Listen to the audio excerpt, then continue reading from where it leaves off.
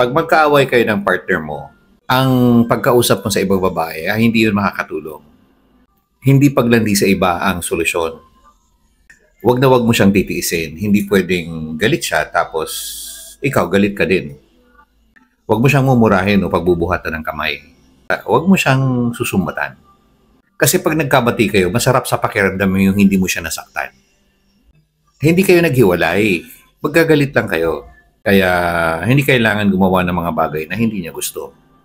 Huwag mong hayaan na kainin siya ng galit.